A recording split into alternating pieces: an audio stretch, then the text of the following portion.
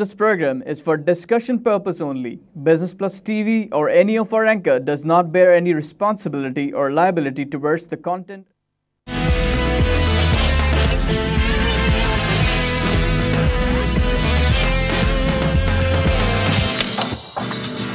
नाज़रीन, welcome to business today. मैं हूं अली नासिर और जिस मौजू के ऊपर जनाब वाला हम गुफ्तगू करते हैं रोज़ाना की बुनियादों पर बिज़नेस, इकनॉमिक्स, फाइनेंस और इसके अलावा बैनुल-अक़वामी और मुकामी मंडियों के ऊपर थोड़ी थोड़ी नज़र डालते हैं। इसके अलावा हमारे पास डेली टाइम का जो रोज़ाना का शुमारा आता है, अखबार आता है, उसकी जानिब देखते हैं और ये जानने की कोशिश करते हैं कि किस तरह के जो है वो मसले मसाइल पाकिस्तान में पैदा हो रहे हैं। उनके हल के लिए हम कुछ कर तो नहीं सकते, लेकिन उसके ऊपर मुख्तसर सा तज़किया कर देते हैं। मेरे साथ मेरे बड़े ही अज़ीज़ मेज़बान और मेहमान के तौर पर शामिल होते हैं जनाब फ़हीम उज़्ज़मा साहब। वेलकम करूँगा आपको। शुक्रिया। कल तो अस्सलाम वालेकुम और सुबह खैर। आपने बड़ी धमाका केस गुफ्तगू कर दी, लेकिन बड़े नरम अंदाज से। तो लोगों ने बहुत सारे सवालात पूछे, तो सवालात चूँकि हम बराह रास्त नामों के साथ तो लोगों के नहीं लेते, लेकिन हमारे अच्छे अच्छे फ़ैन्स हैं चंद, जिनमें असवद साहब हैं कराची से, तो उन्होंने कहा कि आप मौजू भी थोड़ा सा एक सेट कर लिया करें। मैंने कहा कल हमारा मौजू यही था, कॉर्पोरेट रिस्पॉन्सिबिलिटी, उसके ऊपर हमने नज़र डाली। तो उन्होंने कहा ब्लैक मनी के ऊपर आप ज़रूर बात करें आज।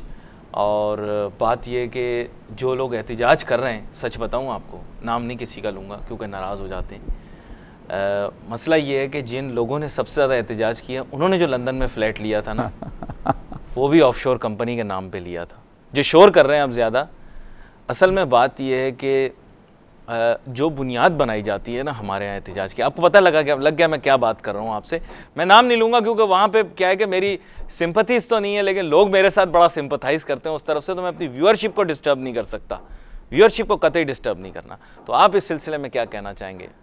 मैं बस यही कहूँगा कि आज अगर किसी ये मार्केट में ख़बर फैल जाए ना कि ऑफशोर कंपनी के फार्म ब्लैक हो रहे हैं ये जो देखने वाले हमारे नाज़रीन हैं ना, मैं आपसे मुखातिब हूँ। अच्छा। आप सबसे पहले दौड़ लगाए हुए होंगे इंटरनेट के ऊपर कि यार ज़रा डाउनलोड तो करो फॉर्म डाउनलोड करो। और हम ब्लैक मनी की बात करते हैं। आप किसी से कह दें एक बात कि भाई आप एक ज़रा असबाब इख्तियार तक एक पहुँचाएँ तो सही, एक अपना चिट्ठी एक आप रुका तो पहुंचाएं कि भाई आप शिकायत तो करें कि ये आपके साथ क्या हो रहा है, शहर में क्या मामलात चल रहे हैं, आपने क्या कर रखा है इकोनॉमी के अंदर, ये ख़राब यार कुछ होना तो है नहीं होना तो है नहीं। बिला वजह में हम अपना टाइम ज़ाया करें, ये तो यार अपने फ्लैट लेके लंदन में बैठे हुए होते हैं, दुबई में बैठे हुए होते हैं, ये करते हैं। मैंने और आपने कभी अपना कलम नहीं हिलाना है, फेसबुक के ऊपर लाइक और शेयर करते रहें, बस ये बात करते रहें। असल बात यही है कि हम लोग एक इस अलमी का शिकार हैं कि करना किसी और ने, खाना मैंने, और आज मुझे 2 पैसे का फ़ायदा हो जाए ना इंडिविजुअल, तो सबसे पहले मैं दौड़ लगा के पहुँचा हुआऊँगा लाइन के अंदर। अच्छा नहीं, लेकिन उसका एक हल है, मैं आपको बताऊँ। मैंने बैनुल-अक़वामी सतह के ऊपर इसको थोड़ा बहुत स्टडी किया। I am a student of this subject. Right. तो मुझे ये पता लगा कि देखें, इंसान लालची है, इसी बुनियाद पर कैपिटलिज्म और मॉडर्न फ्री मार्केट इकोनॉमी काम कर रही है। ठीक है, कोई बात नहीं। उन्होंने कहा कि अगर आप इसको एक्नॉलेज कर लेते हैं तो इसमें कोई बुराई नहीं कि इंसान लालची है। ये उस मुनाफ़क़त से बेहतर है कि जब बंदा जो है वो ये मुल्की मफाद और ये आलमी मफाद और इस तरह की बातें करे। लेकिन उन्होंने कहा कि इस तरह के माहौल में हम फ्रेमवर्क और रेगुलेशन ऐसी तैयार करेंगे कि किसी के पास अनफेयर एडवांटेज ना हो दूसरे के ऊपर, फ्री कंपटीशन। देखिए, वो लोग फ्री मार्केट इकोनॉमी को कहते हैं कि खुला मुकाबला है। आप मतलब ये है कि it is an unwritten rule कि ये मुकाबला है, it is a competition and survival of the fittest. ठीक है जनाब वाला, एवोल्यूशन के हिसाब से बात नहीं कर रहा। ठीक है, ये मैं बात कर रहा हूँ सर्वाइवल के हिसाब से। सही है, जो मैंने भी आपने भी पढ़ी हुई है, ये सर्वाइवल ऑफ द फिटेस्ट। लेकिन मसला ये है कि समझने की बात ये है कि रेगुलेटरी फ्रेमवर्क या कानून ज़ाब्ता इस तरह का तैयार कर लिया जाए कि कोई किसी का नाजायज़ फ़ायदा ना उठा सके। उसके बावजूद अमेरिका में, बरतानिया में, मॉडर्न वर्ल्ड में इस तरह काम हो रहे हैं, लेकिन कम अज़ कम खुल्ला नहीं हो रहे ब्लेटेंटली जैसे पाकिस्तान में हो रहे हैं। यहाँ तो लोग सीना ठोक के कह रहे हैं कि रिश्वत दो। अब मैं एक चीज़ पूछना चाहता हूँ काउंसिल ऑफ इस्लामिक आइडियोलॉजी से कि लाइसेंस बनवाने के लिए रिश्वत देनी पड़ती है, तो लाजमी है, ऐसे नहीं कि आप बगैर रिश्वत के बनवा लोगे। मतलब सॉरी मैं टेलीविज़न के ऊपर ये बात कह रहा हूँ, लेकिन कहनी पड़ती है, ठीक है ना, थोड़ा बहुत तो देना दिलाना पड़ेगा सॉरी, रिश्वत के बगैर हमारे मुल्क का निज़ाम नहीं चलता। तो क्या रिश्वत देना तो गलत है, तो यानी इसका मतलब लाइसेंस ना बनवाया जाए? नहीं, मैं पूछना चाहूँगा और मेरी बड़ी हाथ जोड़ के गुजारिश होगी, कोई इससे खफा ना हो, नाराज़ ना हो, मैं हाथ जोड़ के काउंसिल ऑफ इस्लामिक आइडियोलॉजी से पूछना चाहता हूँ कि यहाँ पर अगर बुनियादी दस्तावेज़ बनाने के लिए रिश्वत देनी पड़े, या ऐसा मुमकिना तौर पर बंदे को पता हो कि रिश्वत देनी पड़ेगी, तो मैं इसको अभी शरई जवाब से इतना नहीं पूछता, चलो इखलाकी जवाब से पूछ लेता हूँ, क्या बंदे को बनवाना चाहिए? अच्छा, मैं ज़रा सा एक और नुक्ता लेके आता हूँ ज़रा, आप लाएं नुक्ते जितने और वो बड़े मज़े की बात है कि हम कहते हैं ना रेगुलेटरी फ्रेमवर्क, हाँ, बड़े मुश्किल सकील अल्फाज इस्तेमाल करते हैं। एक आम बंदा जो कि रोड के ऊपर रुल रहा है और बसों में लटकता फिर रहा है, उससे पूछे रेगुलेटरी फ्रेमवर्क का, यार कोई आपको 2-3 गैर पार्लिमानी अल्फाज इस्तेमाल करेगा आपके ऊपर और कहेगा कि भाईजान आप कौन सी दुनिया में रह रहे हो, किस दुनिया में? तो बात ये है कि हम और मैं और आप जो देख रहे हैं, जब तक खड़े नहीं होंगे ना कुछ करने के लिए, उसके मतलब ये नहीं है कि बस बाहर सड़कों पे आके पथराव करना शुरू कर दें। बात ये है कि अपनी रिस्पॉन्सिबिलिटी तो पूरी करो भाई। अगर हाथ जोड़ के एक और गुजारिश कर लूँ, हाथ जोड़ के, लोग नाराज़ हो जाते हैं ना, कहते हैं अली भाई आप बहुत ज़्यादा ब्लेटेंट और उल्टी सीधी बातें करते हैं, तो मैं पहले हाथ जोड़ के माफ़ी मांग के गुजारिश करता हूँ, इन लोगों में ये दमखमी नहीं है जिनको आप एड्रेस कर रहे हैं ना, माजरत के साथ हाथ जोड़ के, क्योंकि जस्टिस फॉर शाजिब का क्या बना? कुछ नहीं सर, इस तरह के मैं आपको हज़ारों वाक़े बता दूं। मेहरान गेट का क्या बना? कुछ नहीं बना। रेकोडिक का क्या बना? कुछ नहीं बना। नहीं मतलब आप एक मिसाल दें, चिन्योट के सोने का क्या बना? इतना उस पर नाचे कि अगर पाकिस्तान की कोई हीरोइन उस पर नाच लेती तो वहाँ से भी सोना निकल आता, लेकिन चिन्योट का सोना नहीं मिला, रेकोडिक का सोना नहीं मिला। इनके पास बड़ी बड़ी चीज़ें आ गई थी। माशियात पे बात करो, अभी सियासत पे तो मैंने बात शुरू की नहीं। बहुत बड़ा फाइनेंशियल स्कैंडल हुआ मेहरान गेट, बड़े बड़े लोगों के नाम आए, इतने बड़े लोगों के नाम आए कि मेरे पर जल जाएं अगर मैं उनके नज़दीक जाऊं। कुछ हुआ? कुछ भी नहीं हुआ। फिर उसके बाद एक मेमो गेट हुआ, बड़ा तमाशा लगा, 1 साल तक बत्ती के पीछे लगा के कौम को दौड़ाया, कुछ नहीं हुआ। कालाबाग डैम का एक ड्रामा खेला गया, वो कुछ नहीं हुआ। बिपाशा बासु डैम नहीं, दासू और भाषा डैम, माजरत अब एक फिल्मी अदाकारा के नाम के नजदीक था तो मेरे मुंह से निकल गया गलती से, जहन जहां अटका हुआ था। नहीं वो डैम बना। सर क्या मैं आपसे सीधी सी बात करना चाहता हूं, क्या बैनुल अक़वामी आपके मुल्क के अंदर आप बोले बुलेट ट्रेन बनाएंगे, ये बनाएंगे, वो बनाएंगे, आपके मुल्क के अंदर आपने पटरी नहीं बिछाई अंग्रेजों के जाने के बाद। मतलब सर मुझे अफसोस, मतलब मेरा दिल चाहता है कोई पत्थर ये कांच पड़ा हुआ ना, मैं उठा के अपने सर पे मार लूं। यानी आप कह रहे हैं कि ये खड़े होंगे, इसको छोड़ें सर, माशी मामलात के ऊपर ये खड़े नहीं हो सकते। आप मुझे बताओ, पाकिस्तान स्टील का इतना बड़ा स्कैंडल हुआ, आपने कहा गलत हुआ, इंडिसेंट हेस्ट हुई, ये हुआ। आप मुझे इतना बता दो, कल 12 मई का वाकया पेश आया, मैं हाथ जोड़ के पूछता हूँ, वैसे ये माशी मामला नहीं, पता नहीं मुझसे लोग नाराज़ हों, चौधरी इफ्तिखार साहब से मैं पूछता हूँ, साबिक चीफ जस्टिस से, कि सर आप क्यों नहीं वो मुकदमा लड़ते 12 मई वाला, कि जो वाकया उस दिन पेश आया, आपको जाना चाहिए कोर्ट्स के सामने कि वो वाकया उस दिन पेश आया वो इंजस्टिस था। आए कोई नहीं आया। किससे बोल रहे हो भाई, छोड़ो, इकोनॉमिक्स की खबरें पढ़ो। लेकिन इसके ऊपर मैं एक जवाब आपको देता हूँ। जवाब दे। अगर ज़रा वो शेयर प्राइस के अंदर ज़बरदस्त मंदी आ जाए, लोगों के नोट जलने लगे, ठीक है ना, प्रॉपर्टी प्राइसेस जो हैं वो ज़रा थम के, आपने कल ज़रा बड़े छक्के मारे, तो अगर कुछ हो जाए उन लोगों को, तो आप यकीन करेंगे लोग रोडों के ऊपर टायर जलाने के लिए आ जाएंगे, क्योंकि मेरी जेब से पैसा निकल रहा है यार, मैं नहीं निकाल लूँगा। अरे मुल्क का पैसा, मुल्क तो मेरा नहीं है भाई, मुल्क तो किसी और का है। सोचिए चंद लोगों की सोचिए। ये ज़्यादा नहीं बोलो, लोग मेरे भी दुश्मन हो गए, आपके भी हो जाएंगे। छोड़ो फ़हीम ज़मान साहब, स्टॉक एक्सचेंज की बात करो, ये प्रॉपर्टी पर आते हैं, ये ज़रा भी बात करेंगे। कल 217.47 पॉइंट्स की कमी है। ऐसा क्या मसला हो गया कल जो कमी हो गई? Excitement over inclusion of MSCI emerging market index look to have subsided. क्यों भाई, क्यों सब्साइड हो गई? And overnight rebound in oil prices did little to boost. यानी आवे का आवा बिगड़ा हुआ है। उर्दू का गालिबन एक शेर है, उसका एक मिसरा ही आपके सामने पढ़ूंगा, इरशाद, वो उल्टा इरशाद। लटकोगे तो सीधा नजर आएगा। तो हम उल्टा लटकेंगे तो हमें अपनी मार्केट सीधी नजर आएगी। अजीब व गरीब किस्म का बिहेवियर कल भी मार्केट का रहा। मार्केट आगाज में ऊपर, फिर उसके बाद इसमें गिरावट देखने में आई। मैं इसको मामूली गिरावट कहूँगा, चाहे लोग उससे कहें कि बहुत बड़ी गिरावट आई, लेकिन मैं इसे मामूली गिरावट कहूँगा। मैं वॉल्यूम लीडर्स के ऊपर खेलूँगा कि वॉल्यूम लीडर कौन थे, और कल भी मैंने इसी पे प्ले किया, लेकिन आज वो वॉल्यूम लीडर गायब है। आए कहाँ गया, कहाँ गया? माल निकाल दिया, निकाल दिया, निकाल दिया माल। फ़हीम साहब, ये सारा गेम होता है, और हमारे बेचारे भोले सरमायाकार इस गेम के अंदर फंस जाते हैं।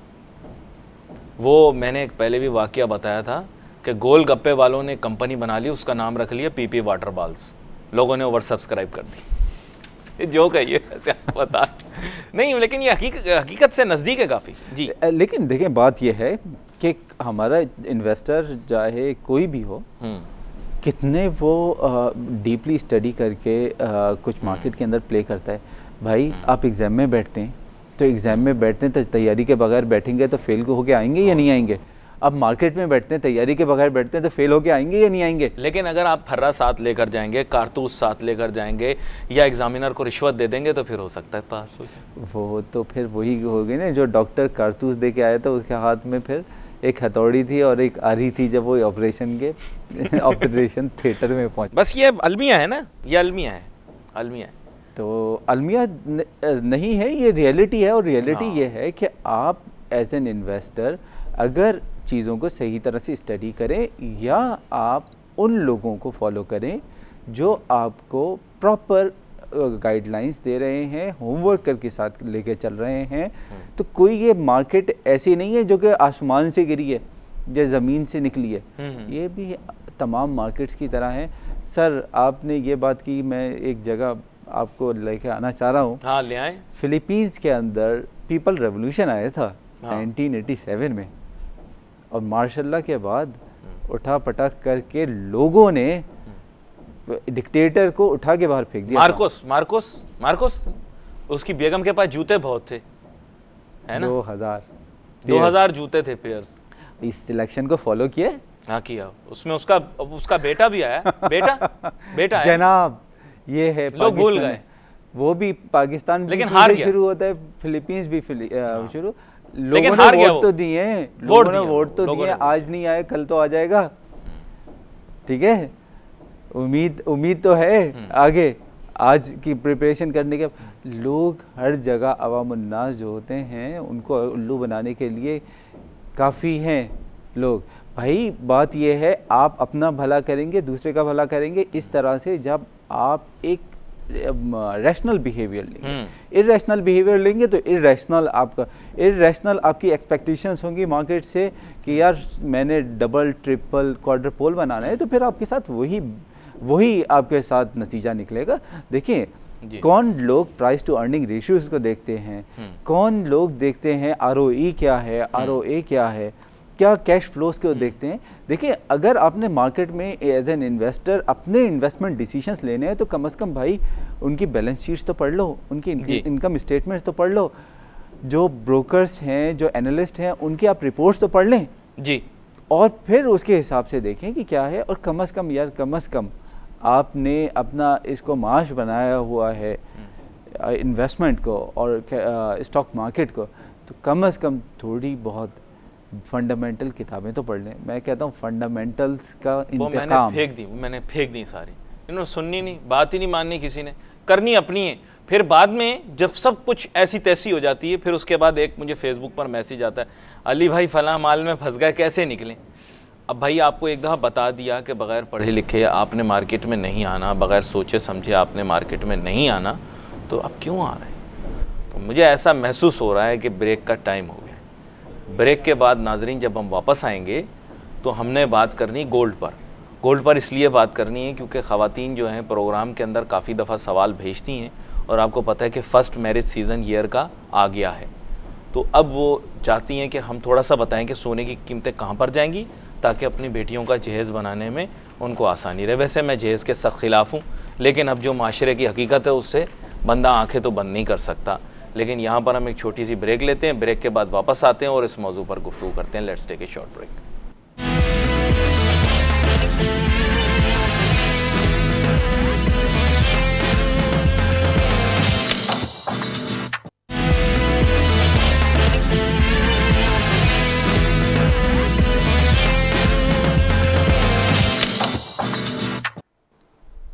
नाजरीन वेलकम बैक। गुफ्तगू जारी थी ब्रेक पे जाने से पहले। बड़ी इंटरेस्टिंग पाकिस्तान की मईशत के बारे में गुफ्तगू की जनाब वाला। थोड़ा आप भी मेरी तरह के जज्बाती शख्स हैं और मामलात को देखकर थोड़ा आपका भी दिल जलता है, जैसा बहुत सारे तालीमी याफ्ता पाकिस्तानियों का जलता है। खैर, उस दिल के जलाने को थोड़ी देर के लिए मौखर करते हैं और गोल्ड प्राइसेस की बात कर लेते हैं, क्योंकि हमारे यहाँ नाजरीन ख़ुसूसी तौर पर ख़वातीन पूछती हैं जब बेटी का जहेज़ बनाना होता है या शादी जब होनी होती है तो जेवर तो फिर देते ही हैं ना। अब वो ये है कि है तो बेशक बहुत सारे लोग कहते हैं जहेज़ एक लानत है। मैं इस सिलसिले में कुछ कहना नहीं चाहूँगा, हमारे यहाँ माशरे में कहते हैं क्योंकि बोझ पड़ता है ना लड़की वालों पर। मैं अब इस बारे में कोई फ़ैसला नहीं दूंगा, लेकिन हमारे यहाँ कहावत है, जो कहावत है आपको बता दी। मैं इससे इत्तेफाक करता हूँ, ये इख्तलाफ करता हूँ, ये एक अलहदा चीज़ है। तो लोग क्या करते हैं कि शोबाजी के लिए काफ़ी ज्वेलरी वगैरह इकट्ठी करते हैं, तो सोने की कीमत का ज़रूर मालूम करते हैं। कोई जिसे मैं कहूँगा मुतवस्सित तबके की गरीब भी कहीं भी किसी भी घराने में शादी हो रही, तो मैंने कहा बताता चलूँ। इंटरनेशनल प्राइसेस तो हम बता देते हैं आउंस की ना, लेकिन मुकामी कीमत बताना बड़ा ज़रूरी है। वैसे आपको बता दूँ कि इसमें थोड़ी रद्दोबदल होती रहेगी।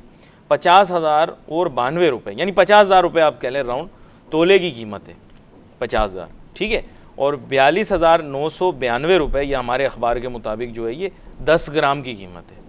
तो मेरे नज़दीक ये है कि अगर मतलब ये है कि किसी ने ज्वेलरी बनानी है तो रमज़ान के महीने में शादियां नहीं होती, इसमें मेकिंग पे अच्छे पैसे बच सकते हैं अगर आप ज्वेलर के पास जाते हैं रमज़ान में, क्योंकि जून बेसिकली सीज़न है शादियों का मेन, क्योंकि छुट्टियाँ होती हैं। जून में पड़ गया रमज़ान में हमारे मुल्क में शादी नहीं होती, जबकि बड़ा मुबारक महीना है और इसमें लोग उम्रे के लिए भी जाते हैं। मुझे नहीं पता शादी क्यों नहीं होती, होनी चाहिए शादी। रमज़ान तो बड़ा मुबारक महीना है कि नहीं? मैं तो बड़ा मुबारक महीना, लेकिन लोग हमारे मुल्क में शादी नहीं करते। तो भाई हमारे मुल्क में हमारे शहर के अंदर दुकानें किस वक्त खुलती हैं? वो भी अपना मिजाज है लोगों का। Anyway, चलें, मिजाज है, लेकिन नहीं उस पर भी बात करेंगे ज़रूर, लेकिन वो अपना मिजाज है। लेकिन रमज़ान में क्या है कि दुकानदार जो हैं उनकी दुकानें आपको काफ़ी खाली मिलेंगी। तो मे भी आप रमज़ान में ज्वेलरी बनवा लें, क्योंकि उस वक्त ज्वेलरी नहीं लोग बना रहे होते, ज़्यादा कपड़ों पे जोर होता है। जो मैं आपको बता रहा हूँ, इकोनॉमिक एनालिसिस मैंने काफ़ी की इस सिलसिले में। बच्चों के कपड़े सबसे पहले बनते हैं, फिर बच्चों के जूते, फिर बेगम के कपड़े, फिर बेगम के जूते, फिर उसके बाद खावंद के कपड़े और खावंद को जूते। नहीं, मैंने बोला खावंद के जूते, ठीक है। मतलब ये इस तरह से होता है सिस्टम हमारे यहाँ ना। देखो जॉनी भाई भी मुस्कुरा दिए, लाखों हमारे जो सुनने वाले खास तौर पे मर्द हजरात, उनकी मुस्कुराहट निकल गई। ये मुआशी हकीकत आपको बताई मैंने। आप अपने दुश्मन बना रहे हैं। नहीं, मुआशी हकीकत आपको बताई। लेकिन ज्वेलरी की दुकान का रुख लोग कम कर रहे होते हैं, ज्वेलर बेचारे पूरा दिन मक्खियाँ मार रहे होते हैं, तो तब जाया जा सकता है। मेकिंग में बचत मिल जाएगी, लेकिन सोने की कीमत में बचत नहीं मिलेगी। अभी अच्छा टाइम, अच्छा या बुरा तो मैं नहीं कहूँगा, लेकिन कोई ना कोई वक्त तो ऐसा आएगा कि सोना अपनी पुरानी उस पर जाएगा। गोल्ड जो है वो मेरे लिहाज से एक फिर भी एक पहले उसको ओवर वैल्यू कर दिया गया था बहुत ज़्यादा, जिसकी वजह से बड़ी तकलीफ हुई, लेकिन जो भी उसकी वैल्यू है वो कभी ना कभी अटेन ज़रूर करेगा। अप्रिसिएशन उसकी होगी, आज नहीं होगी कल हो जाएगी।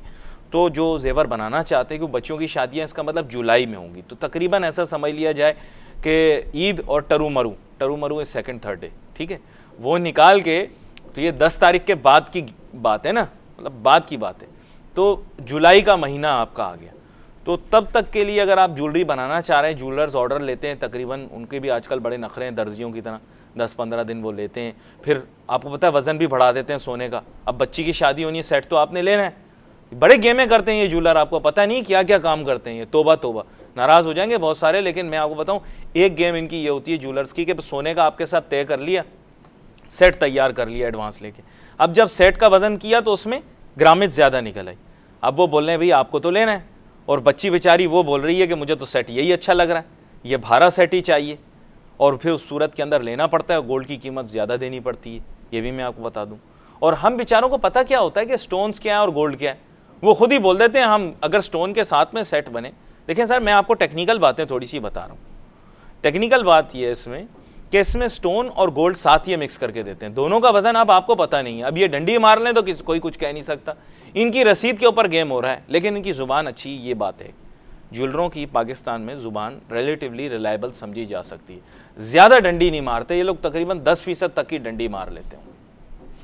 नहीं मतलब अगर ये ना मार रहे होते तो आज ये चौपाट होते भाई, सही बता रहा हूँ, अगर खालिस सच्चाई से हकीकत से बंदा कारोबार करे तो दिन दुगनी और रात चौगनी तरक्की करता है। जो बंदा झूठ की बुनियाद पर तोल में गड़बड़ करके कारोबार करता है, मिलावट करके कारोबार करता है, मुझे बताने की ज़रूरत नहीं, तारीख़ की इसकी गवाह है कि उन अक़वाम के साथ क्या होता है जो माल की लेन देन के अंदर गड़बड़ करते हैं। मुझे बताने की ज़रूरत नहीं सर। तो मैंने सोने का सॉरी थोड़ा, ठीक है, मैं इसमें एक थोड़ा सा अपना पर्सपेक्टिव ऐड करूं। पर्सपेक्टिव क्या, हिस्टोरिकल पर्सपेक्टिव, बल्कि तो बहुत अच्छा है कि अगर आप ऐड करें। देखिए बात यह है कि 1970 से देखें तो 1970 से अर्ली 2008 तक ये तकरीबन अच्छा खासा 30 साल का अरसा बन जाता है। तो उस दौरान एक स्पाइक आया था गोल्ड प्राइसेस के अंदर, वो कमोडिटी प्राइसेस को फॉलो कर रहा था। जब मिडल ईस्ट ऑयल क्राइसिस आया था और ओपेक ने एम्बार्गो लगाया था इजराइल, अरब इजरायली वॉर के बाद, तो उसके बाद एक स्पाइक आने के बाद over the period of last 30 years जो है ना, ये प्राइसेस इन्फ्लेशन एडजस्टेड जो थी वो डिक्लाइन हुई थी। आप अगर उसको इन्फ्लेशन एडजस्टेड गोल्ड प्राइस की बात, गोल्ड प्राइस की बात करें अभी ये मैं 2008 तक की बात कर रहा हूँ। 2008 से लेके 2012 तक ये अपनी प्राइस करेक्शन के ऊपर आए हैं, और यानी वो जो बढ़ा था बीच में वो प्राइस करेक्शन था, क्योंकि उसने एडजस्ट तो करना है ना अपने आप को, जो कि और प्राइसेस हैं। अब जब ये ऑयल प्राइसेस क्रैश करे हैं तो उसके बाद उसका नतीजा भी निकला है। उसके नतीजे में जो गोल्ड प्राइस थी वो हुई। गोल्ड हमेशा सोने के अलावा एक रिस्क हेज है। ये बहुत ज़रूरी है समझना कि जो आपके जेवर बनाए जाते हैं उसके अलावा सेंट्रल बैंक्स उसको अपने रिजर्व में काउंट करते हैं, और गोल्ड एसेट्स और गोल्ड बॉन्ड्स और गोल्ड बैक्ड सिक्योरिटीज़ भी ट्रेड होती हैं। जो एक स्पाइक आया था उसकी वजह ये थी कि ना सिर्फ ये कि चाइना के अंदर और इंडिया में जो कि बहुत दुनिया के सबसे बड़े कंज्यूमर्स हैं गोल्ड के, वहाँ पे ज़रूरत थी गोल्ड की, एक कंज्यूमर डिमांड थी, बल्कि गोल्ड बेस्ड सिक्योरिटीज़ यानी कि गोल्ड की बेस के ऊपर जो इन्वेस्टमेंट प्रोडक्ट्स निकली हुई थी उनके अंदर इन्वेस्टमेंट बहुत ज़्यादा हुई थी। और फिर उसके बाद चाइना ने और कंट्रीज़ ने, सेंट्रल बैंक्स ने गोल्ड रिजर्व्स परचेज़ किए थे, ज़्यादा गोल्ड एक्वायर किए थे, क्योंकि करेंसीज जो थी बहुत ज़्यादा टॉपसी टर्वी जा रही थी। होता यह है कि यूएस डॉलर को एक सेफ करेंसी माना जाता है सारी दुनिया के अंदर, और central banks US dollar reserve रखते हैं क्योंकि उनको मालूम है कि उससे ज़्यादा सेफ कोई नहीं है इन्वेस्टमेंट, ये एक ख्याल किया जाता है, ख्याल करते हैं। अब हमारे डोंट भाई आएंगे, डोनाल्ड ट्रंप, किसी ने कहा डोंट डो, और ट्रंप तो कोई बड़ा प्यारा उन्होंने कहा। तो अगर वो आते हैं और वो कहते हैं, उन्होंने बड़े मज़े की बात कही है। क्या कहा उन्होंने एक बड़ा ज़बरदस्त शोशा छोड़ा है। उन्होंने कहा जैसे मेरी कंपनीज बैंकरप्ट हुई थी और बैंकरप्ट होने के बाद मैंने अपने क्रेडिटर से बैठ के नेगोशिएशन किया था और उनको कहा था मैं रुपया नहीं देता तो मैं 8 आने देता हूँ, लेते हो लो, नहीं लेते हो बाहर निकलो। तो हम भी ऐसे ही करेंगे, ज़रा सा अगर कुछ ऊपर नीचे हुआ तो हम भी बढ़ जाएंगे, और यूएस ट्रेजरी के जो हमारे होल्डर्स हैं चाइना और दुनिया में और जगह, उनसे कहेंगे हाँ भाई हम तो आपको पूरा रुपया नहीं देते, हम आपको 50 पैसे 12 आने देते हैं, लेते हो। लोगों ने कहा यार ये आपकी बैंकरप्टेड कंपनीज नहीं है, और हमारा पॉलिटिकल निज़ाम कहते हैं दुनियावी जो है, ये जो ग्लोबल निज़ाम जो है वो उस तरफ जा रहा है कि ऐसे ऐसे लोग जो हैं जो लाइमलाइट में आ रहे थे अब वो पावर की तरफ बढ़ते चले जा रहे हैं। वैसे तो, एक हकीकत आपको बता दूं, तो उसके नतीजे में गोल्ड की प्राइस को आप समझ लें कि ये रिस्क एवर्जन फैक्टर है, रिस्क के लिए रिस्क हेज है। तो गोल्ड प्राइसेस ऊपर जाने का इम्कान ज़्यादा है, ज़्यादा। मैं ये नहीं कह रहा कि गोल्ड प्राइसेस बढ़ेंगी, बल्कि तो तभी मैंने लोगों को बताया ना, तभी तो मैंने आपको एक पर्सपेक्टिव दे दिया उसका। नहीं मैं तो चाह रहा था कि आप पर्सपेक्टिव देखें, इसमें हम राय दे सकते हैं। अब तो मजबूर हो गए ना, कितना अरसा में रोकता है इनको। नवंबर में इनसे ख़रीदवा दिए मैंने, ख़वातीन ने तब पूछा था, मैंने कहा था आप बेटी के लिए सोना ख़रीद लें, तब भी इनको अच्छे दामों में मिल रहा था। आज भी मैं ये कहता हूँ कि अब आप तो मजबूर हो गए ना, अब इससे ज़्यादा स्ट्रेच नहीं कर सकते। लोग पूछते हैं ना बताओ कब लेने। अब ये कि ज़रा ज्वेलर आपका फ़ायदा उठाते हैं, आप भी थोड़ा उनका फ़ायदा उठाएं। उम्मीद है कि रमज़ान के महीने में उनको खुदा का खौफ भी आ जाएगा, वो तो तोल में गड़बड़ नहीं करेंगे। नहीं, मैं वैसे बोल रहा हूँ, मतलब इंसान के अंदर कैफियत होती है। मैं खुद बड़ा गुनाहगार आदमी हूँ, लेकिन रमज़ान के अंदर मुझे थोड़ा ज़्यादा महसूस होता है कि मेरे ऊपर बड़ी जिम्मेदारियाँ हैं, तो मैं शायद थोड़ा 9 से 10 के दरमियान तो सच बोलता हूँ, बाकी दिन के अंदर थोड़ा बहुत झूठ वूठ, मतलब इंसान चाहे ना चाहे भी कर देता है। इंसान को अपने खामी खराबी छुपानी नहीं चाहिए सर। हमारी कौम में जो है ना, सबसे पहले लोग बोलते हैं, आप कहते हैं हमारी, मैं अपने आप को खुद गिनता हूँ ना कौम के अंदर, इसलिए मैं कहता हूँ कि हमारे अंदर जो खराबियां, उनमें एक खराबी झूठ भी है।